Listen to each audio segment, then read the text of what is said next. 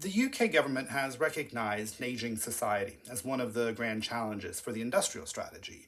And as part of its mission, it set a target to increase the number of healthy years lived by 5 by 2035, as well as to reduce inequalities between the richest and the poorest. At ILC, we celebrate longevity. We know that it can be made a success, but part of this is to ensure that all of these additional years we gain are healthy years. So to understand this, we have to look at trends in life expectancy and long-term illness and disability and understand how this is manifesting among different socioeconomic groups in order to address inequalities.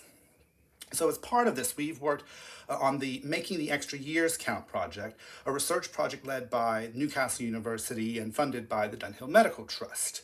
Among the findings are that in the time period 1991 to about 2011, the proportion of life remaining at age 65 that was spent without disability remained about the same for men, but increased for women. So we're seeing a compression of disability for women that we need to ensure translates to men as well.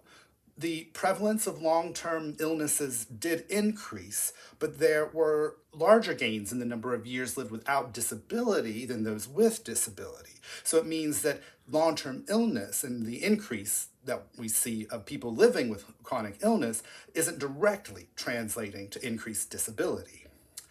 When it comes to socioeconomic differences, looking at disability-free life expectancy from the age of 65, the research found that between the most and the least deprived areas, there was a tripling in the difference between disability-free life years, mostly explained by improvements for the most advantaged. So we need to ensure that whatever dynamics are happening there get translated to lower socioeconomic groups.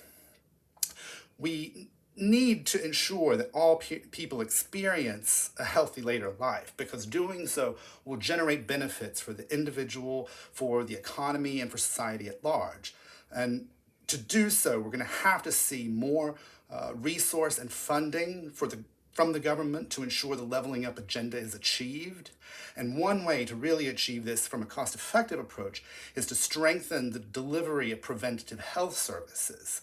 These need to be prioritized, particularly for the most deprived areas, and they should also be incorporated into a broader life course approach to stimulate action from an early age. So join us for a webinar to feature the research from Making the Extra Years Count.